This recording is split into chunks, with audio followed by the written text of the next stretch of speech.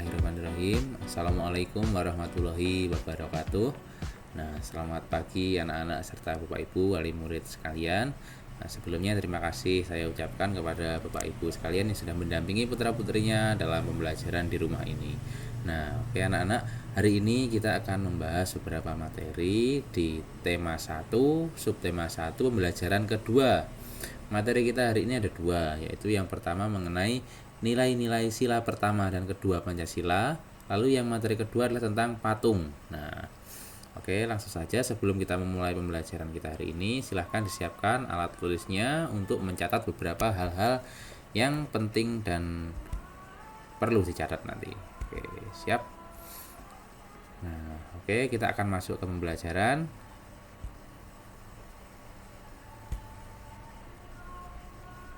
Bentar. Oke. Nah, pembelajaran kita hari ini yang pertama adalah tentang Pancasila atau mengenal Pancasila. Oke, nah siapa yang belum tahu tentang Pancasila ini pasti semuanya sudah pernah melihat, sering mengucapkan. Nah, Pancasila ini, lambang Garuda Pancasila ini diciptakan oleh seorang Sultan Hamid kedua. Nah, Sultan Hamid inilah seorang pemuda yang berasal dari Pontianak, Kalimantan Barat. Nah, akhirnya diresmikan tanggal 10 Februari 1950. Nah, sebelum kita masuk ke materi, kita akan bahas mengenai filosofi dari Pancasila itu. Nah, Pancasila ini, lambang Garuda Pancasila ini melambangkan beberapa hal, yaitu yang pertama mengenai jumlah bulu. Nah, ada di sini. Jumlah bulu burung Garuda yang ada di sayapnya ini semuanya berjumlah 17 helai bulu pada masing-masing sayap. Nah, lalu ada 8 helai bulu pada ekor. Di bagian ekor di sini ada 8 helai. Nah, lalu ada 19 helai bulu di bawah perisai atau pada pangkal ekor. Nah, ini bila kita hitung jumlahnya adalah 19. Lalu di bagian leher ada 45 jumlah bulunya. Nah, angka-angka tersebut melambangkan tanggal kemerdekaan Indonesia untuk agar segera mudah diingat. Di 17 bulan 8 tahun 1945. Oke. Nah, itu adalah makna filosofi dari burung Garuda itu. Oke. Nah, di Pancasila ini ada beberapa hal yang kita pelajari. Cara paling mudah untuk menghafal nilai-nilai Pancasila itu adalah dengan mengambil kata-kata pertama dari sila itu. Contohnya, sila pertama, ketuhanan yang Maha Esa. Jadi sila pertama itu membahas tentang ketuhanan. Jadi kita ambil kata yang pertama ini sebagai inti dari yang dibahas dalam Pancasila itu. Lalu sila kedua membahas mengenai apa? Oke, betul. Kemanusiaan yang adil dan beradab. Kata kuncinya adalah kemanusiaan. Jadi yang kita ambil adalah kata kuncinya. Sila ketiga membahas mengenai persatuan. Sila keempat membahas mengenai kerakyatan. Nah, ini sila keempat. Lalu sila kelima membahas mengenai keadilan sosial atau keadilan. Nah, di sini semuanya akan kita bahas pada bab ini. Namun untuk kesempatan kali ini kita akan fokus mengenai sila pertama dan sila kedua. Oke, kita akan lanjut. Nah, ini yang tadi. Nah, sekarang kita akan masuk ke sini. Sila pertama yang akan kita bahas pertama adalah mengenai ketuhanan. Nah, kata kuncinya adalah ketuhanan, berasal dari kata dasar yaitu Tuhan. Dilambangkan dengan apa kira-kira lambangnya? Nah, ada di sini lambangnya. Lambangnya adalah bintang. Kenapa dilambangkan dengan bintang? Karena bintang melambangkan sesuatu yang tertinggi. Ketuhanan itu kita anggap sebagai sesuatu yang tertinggi. Jadi semua orang, masing-masing orang itu memiliki Tuhan atau meyakini adanya Tuhan. Jadi yang dimaksud di dalam nilai-nilai Pancasila di sini adalah nilai ketuhanan. Jadi mengakui atau menganggap adanya Tuhan. Jadi baik apapun agamanya, mau Islam, Kristen, Katolik, Hindu, Buddha atau Konghucu pun semuanya memiliki Tuhan. Nah, Tuhannya berapa? Satu, karena ketuhanan yang Maha Esa. Jadi Tuhannya hanya satu. Nah, di sini nilai-nilai yang paling penting yang harus kita pahami adalah yang pertama, tidak cuma kita hafalkan, tapi kita pahami. Kalau hafal tentu semuanya bisa, tapi kalau paham, nah perlu usaha lagi. Jadi kita akan langsung ke poin-poinnya saja agar semuanya segera paham. Jadi ini, poin-poin pertama adalah meyakini adanya Tuhan. Jadi kata kuncinya adalah yakin adanya Tuhan. Baik agama Islam, Kristen, Katolik, Hindu, Buddha atau Konghucu harus meyakini adanya Tuhan. Lalu yang kedua religius atau beragama, bukan ateis. Ateis itu menganggap tidak ada agama atau tidak beragama. Jadi seperti kalian di rumah masing-masing memiliki agama. Semua makhluk hidup, semua manusia, khususnya semua manusia atau semua yang tinggal di Indonesia ini semuanya harus memiliki agama. Jadi di Pancasila itu kita harus mengakui adanya Tuhan. Cara mengakuinya bagaimana? Salah satu sikapnya adalah dengan beragama atau memilih salah satu agama yang kita yakini. Jadi bukan ateis. Ingat ateis tadi apa? Ateis itu tidak menganggap adanya Tuhan. Nah, berarti bukan mengamalkan Pancasila. Jadi kita harus religius, kita harus beragama. Lalu yang ketiga ini pengamalannya yaitu melalui beribadah. Jadi beribadah sesuai agama masing-masing. Nah, kalau Islam dengan sholat dan berbagai ibadahnya, lalu Kristen dengan ke gereja dengan berdoa seperti itu, lalu Hindu, Buddha, dan Konghucu dan lain-lain. Nah, beragama dengan caranya masing-masing atau beribadah dengan caranya masing-masing. Lalu poin yang paling penting yang tidak kalah pentingnya yang harus kita miliki adalah mengenai toleransi antar umat beragama, terutama toleransi antar orang yang memiliki agama. Jadi gini, penjelasannya toleransi itu seperti ini. Misalkan kalian beragama A, lalu ada teman A. Sini contohnya, ada seorang di kelas kalian yang beragama Islam, lalu ada lagi yang beragama Kristen, ada lagi beragama Katolik, ada beragama Hindu, ada beragama Buddha. Nah, jadi kita harus menghargai semua teman-teman kita. Jadi kita tidak boleh memaksakan apa yang menjadi kehendak kita kepada orang lain. Contohnya, kita tidak boleh menyuruh atau memaksa orang yang bukan agama kita melaksanakan kegiatan yang dilaksanakan oleh agama kita. Misalkan menyuruh orang Hindu untuk sholat. Nah, bukan seperti itu tidak diperbolehkan karena tidak mencerminkan toleransi. Jadi kita harus menghargai. Contohnya seperti ini, ketika pada hari raya Nyepi, di hari raya Nyepi itu orang Hindu, khususnya orang Hindu akan berdiam diri di rumah, menutup rumahnya rapat-rapat, mematikan semua lampu, mematikan semua alat komunikasi dengan tujuan Nyepi. Nah, itu adalah cara mereka beribadah. Maka kita tidak boleh mengganggu. Jadi kita harus menghargainya karena itu sudah ajarannya masing-masing. Seperti itu. Itu adalah toleransi antar umat beragama, termasuk di hari raya yang lain juga, seperti di hari raya Idul Fitri. Nah, agama lain juga menghargai adanya Idul Fitri seperti itu. Jadi toleransi itu kita harus saling menghargai antar umat beragama. Itu adalah pengamalan sila pertama, yaitu tentang ketuhanan. Nah, lanjut kita ke sila selanjutnya, yaitu sila kedua. Nah, di sila kedua ini kata kuncinya adalah kemanusiaan. Dari kata dasar manusia, kemanusiaan. Apa ini maksudnya, seperti apa kira-kira? Nah, maksudnya adalah ini. Ya, yang pertama mengakui persamaan derajat. Ini maksudnya bagaimana kok mengakui persamaan derajat? Jadi seperti ini. Persamaan derajat itu kita menganggap bahwa orang itu memiliki kesamaan. Jadi hak dan kewajibannya sama. Kita tidak boleh membeda-bedakan orang lain. Misalkan antara kita berasal dari suku Jawa, lalu kita ada teman dari suku Madura, ada teman dari suku Osing, ada teman dari suku Tengger. Nah, kita harus mengakui sama-sama persamaan. Jadi mereka itu sama seperti kita, tidak boleh membeda-bedakan. Ada teman kita yang datang misalkan dari ujung timur Indonesia yang umumnya berkulit hitam. Nah, kita tidak boleh membuli. Jadi kita harus menghargai persamaan derajatnya. Mereka juga memiliki hak dan memiliki kewajiban yang sama. Misalkan mereka adalah siswa baru atau siswa yang baru pindah di kelas kita, maka kita juga harus menghargai. Mereka memiliki hak belajar yang sama, memiliki kewajiban, contohnya menjalankan piket yang sama dengan kita. Jadi kita tidak boleh membeda-bedakan teman yang berbeda suku, ras, atau agama seperti itu. Nah, lalu yang kedua, menghargai orang lain. Nah, ini yang paling penting, menghargai orang lain. Jadi siapa yang ingin dihargai maka harus menghargai orang lain. Nah, hukumnya seperti itu. Jadi ketika kita sudah menghargai orang lain maka otomatis diri kita akan dihargai seperti itu. Nah, lalu yang ketiga, meningkatkan rasa peduli sesama. Ini juga termasuk kemanusiaan. Nah, intinya seperti ini. Meningkatkan rasa peduli sesama itu jadi gini. Misalkan ada teman kita, atau ada saudara kita, atau ada warga Indonesia di daerah lain, contohnya yang terkena musibah. Nah, misalkan ada bencana alam yang terjadi di Papua, lalu ada bencana alam yang terjadi di Kalimantan. Nah, itu kita biasanya meningkatkan rasa peduli sama dengan bagaimana?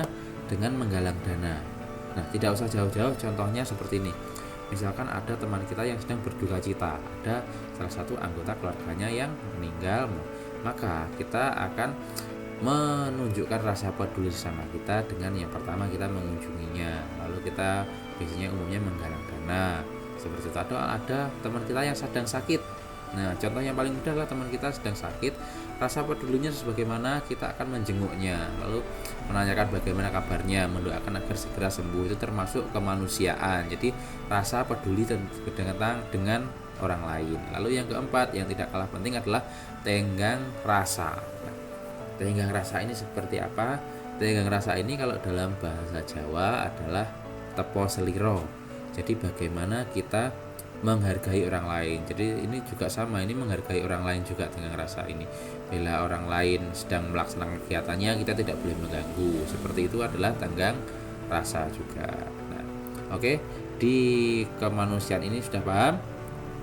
Nah, oke, kita akan melanjutkan ke ini. Suku dan agama boleh beda, ideologi tetap Pancasila, karena Pancasila tadi adalah dasar negara kita. Kenapa dijadikan dasar? Karena 5 nilai yang ada di Pancasila itu sangat cocok dengan warga Indonesia. Bila kita mengamalkan semuanya, insya Allah Indonesia akan tentram.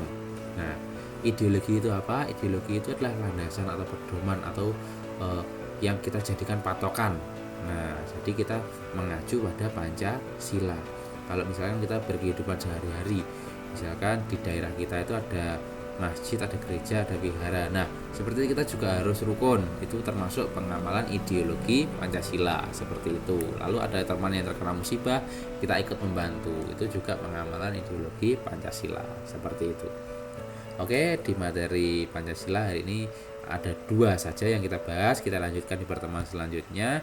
Lalu kita menuju ke materi selanjutnya. Di materi selanjutnya ini adalah mengenai tentang, nah ini dia, tentang patung. Siapa yang belum tahu patung ini? Nah, ini adalah patung kebanggaan warga Blitar.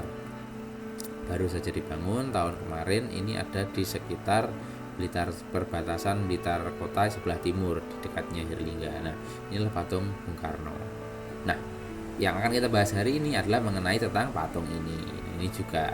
Oke, kita akan masuk ke materinya. Siap? Oke. Ini masuknya materi SBDP, seni budaya dan prakarya patung ini. Nah, nih siapa yang kata patung ini Pak Jadi pilihkan gambarnya yang paling keren nih. Ini adalah patung apa ini kira-kira? Oke, ini sebenarnya rencananya patung macan, tapi karena lucu jadi macan ya, baguslah macannya seperti itu, unyu. Oke, nah patung itu artinya apa? Patung itu berarti tiruan bentuk orang, hewan, dan sebagainya yang bisa dibuat dari berbagai bahan. Jadi patung itu tiruan. Bolehkah kita membuat patung ikan? Boleh, karena itu adalah tiruannya. Lalu untuk patung mobil, bolehkah? Boleh, karena itu adalah tiruan dari mobil. Seperti itu, namanya adalah patung. Nah, yang akan kita bahas pada materi pertama ini adalah patung berdasarkan jenisnya. Berdasarkan jenisnya, patung dibedakan menjadi 2. Jadi dibedakan menjadi berapa? 2. Oke, betul. Yang pertama relief, tulisannya relief, membacanya relief. Nah, patung relief ini seperti apa? Patung relief itu adalah patung yang melekat pada dinding. Jadi dia itu nempel di dinding. Hanya bisa dilihat dari arah depan. Contohnya seperti ini. Nah, ini ada di candi yang ada di Blitar bagian utara. Gimana kira-kira? Oke, Candi Penataran, candi kebanggaannya warga Blitar. Nah, di Candi Penataran ini di bagian bawah candi, di samping candi, sekeliling candi, mengelilingi candi itu ada relief. Relief itu patung yang menempel di dinding. Relief itu menggambarkan cerita. Jadi cerita yang digambarkan di dinding. Sejarahnya zaman dulu, mengapa kok digambarkan di dinding? Ini ibarat seperti komik pada saat ini. Nah, kalau zaman modern ini komik, tapi kalau zaman dulu agar tidak hilang dimakan usia, tidak hilang termakan zaman, tidak rusak, itu digambarnya di batu. Nah, batunya agar tidak hilang maka digambar di candi, di dinding candi, karena candi termasuk objek sakral, tidak boleh macam-macam di situ. Nah, maka digambarkan di penataran itu adalah relief bubuk sah gagang aking, itu kalau di ceritanya. Nah, ini pakai digambarkan. Relief ini bisa di macam-macam, ada yang ditempel di pinggir candi penataran, kebanyakan di candi sebenarnya relief ini. Lalu kalau kalian pernah ke makam Bung Karno, di depan perpustakaan atau di depan museum Bung Karno itu ada deretan tembok yang panjang. Nah, di situ ada patung yang nempel di dinding, bukan yang Bung Karno berdiri, tapi yang di seberang kolam. Nah, di seberang kolam itu ada patung yang nempel di dinding panjang. Itu menceritakan mengenai riwayat Bung Karno. Nah, patung itu termasuk patung relief, jadi patung yang menempel pada dinding. Hanya bisa dilihat dari arah depan. Ini maksudnya seperti apa? Jadi patung relief itu hanya bisa kita lihat dari satu sisi sini. Kalau dari baliknya itu kita sudah beda lagi, kita tidak bisa melihat karena baliknya adalah batu. Kecuali baliknya candi sana bisa. Nah, itu adalah relief. Lalu yang kedua, kira-kira patung apa yang kedua? Yang kedua ada di sini. Nah, patung lepas. Yang pertama tadi relief, lalu yang kedua patung lepas. Patung lepas itu seperti apa kira-kira? Nah, patung lepas itu penjelasannya seperti ini. Patung yang bisa berdiri sendiri atau patung yang berdiri sendiri seperti apa kira-kira? Bisa dibayangkan kira-kira? Nah, bisa dilihat dari berbagai arah. Kira-kira bayangan kalian seperti apa nih kira-kira kalau patung lepas? Nah, oke, Pak Jadi kasih satu contohnya patung lepas. Nah, ini dia. Siapa yang belum tahu patung ini letaknya ada di mana? Nah, ini termasuk kebanggaan warga Blitar juga ini. Patung ini letaknya di depan TMP atau Taman Makam Pahlawan, tepatnya di depan SMP 5 dan 6. Nah, ini adalah monumen peta. Jadi patung ini termasuk patung lepas. Kenapa dia dikatakan patung lepas? Karena patung ini bisa dilihat dari berbagai arah, dari depan bisa, samping bisa, dari belakang bisa, dari atas bisa, dari samping barat juga bisa. Lalu patung ini berdiri sendiri, jadi patung ini tidak menempel pada dinding, melainkan pada tanah. Nah, nempel di sini ada bawahnya, ada pondasinya. Ini namanya patung lepas. Jadi berdasarkan jenisnya patung tadi dibedakan menjadi dua. Yang pertama yaitu relief, yang kedua patung lepas. Lanjut kita ke materi selanjutnya yaitu bahan pembuatan patung. Nah, patung itu pembuatannya ada macam-macam bahan yang digunakan untuk membuat patung. Kita akan membahas perlahan-lahan. Yang pertama, bahan lunak. Nah, bahan lunak dari kata-kata lunak. Lunak itu apa? Lunak itu empuk, mudah dibentuk, lalu bisa diubah-ubah bentuknya. Dengan tangan pun bisa, lembut. Nah, itu contohnya adalah plastisin, tanah liat, playdoh, sabun. Nah, itu termasuk bahan yang lunak. Ini ada contohnya. Ini pembuatan mangkok dari tanah liat. Lalu ini pembuatan siput dari plastisin. Lanjut kita ke yang kedua adalah bahan semi lunak. Semi itu agak, jadi kan agak lunak. Jadi bahan ini agak lunak. Contohnya adalah kayu mahoni, kayu waru, lalu kayu randu. Nah, ini bisa diartikan jadi seperti ini. Kalau lunak tadi lembut, kalau semi lunak itu agak lembut tapi agak keras. Jadi tidak bisa dibentuk dengan tangan, tapi bisa dibentuk dengan alat dan tidak terlalu keras. Itu namanya semi lunak. Contohnya ini pembuatan gajah, patung gajah dari kayu mahoni. Itu empuk ini. Nah, lalu yang ketiga, bahan keras. Nah, ini yang sering kita temui adalah bahan yang ketiga ini. Bahan keras ini contohnya macam-macam, ada batu, kayu jati, kayu sono keling yang gilap itu, lalu ada kayu ulin. Nah, ada lagi yang dari marmer. Nah, itu juga termasuk bahan keras. Jadi bahan keras itu macam-macam. Bisa dari batu, contohnya ada ini. Ini adalah di candi. Candi mana nih kira-kira? Oke, candi yang ada di Magelang, Jawa Tengah, Candi Borobudur. Ini terbuat dari batu. Lalu ada patung di sebelahnya, atau patung apa ini kira-kira? Patung kuda. Nah, bahan keras ini sering kita temui, bahkan kira-kira di rumah kalian juga ada. Sepertinya ada nih di rumah kalian. Nah, patung keras entah apapun bentuknya, tapi yang berbahan dari batu, kayu jati, kayu sono keling, kayu ulin, marmer, dan apapun yang keras itu adalah termasuk dari bahan keras. Lalu yang selanjutnya adalah bahan cor. Ini juga sekarang sudah banyak, dulu masih sedikit tapi sekarang sudah banyak. Bahan patung dari bahan cor. Sumbernya apa? Bahannya adalah resin, fiber, ini yang untuk fiberglass, biasanya untuk gantungan kunci. Nah, lalu ada lagi semen, berbahan pasir, gipsum itu yang putih itu. Lalu ada yang logam, ini caranya dengan cara pembuatannya dicetak, jadi dicor, diaduk dulu, lalu atau dipanaskan dulu, bisa seperti emas ini dipanaskan dulu lalu dicetak. Nah, itu namanya bahan cor. Kalau semen, pasir ini diaduk dulu lalu ditunggu hingga kering. Kalau resin sama fiber ini untuk fiberglass. Biasanya fiberglass itu contoh yang paling mudah, fiberglass itu seperti akrilik jadinya. Jadi seperti gantungan kunci yang gilap seperti dari plastik itu sumbernya adalah bahan cor dari resin dan fiber. Nah, oke, itu tadi bahan pembuatan patung. Nah, oke, kembali lagi sebentar. Kita kembali ke videonya. Oke, jadi itu adalah yang kita pelajari pada hari ini. Ada dua materi utama pada pagi hari ini, yaitu yang pertama mengenai nilai-nilai di Pancasila, sila pertama dan sila kedua khususnya.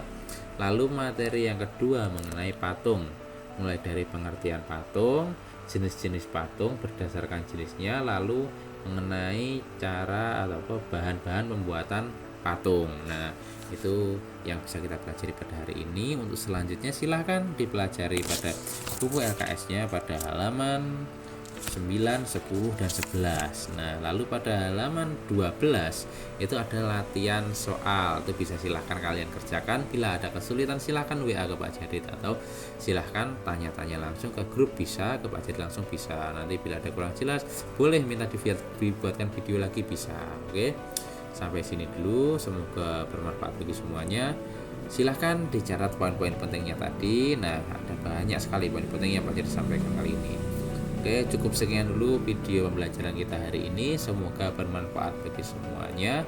Akhirul kalam, wassalamualaikum warahmatullahi wabarakatuh.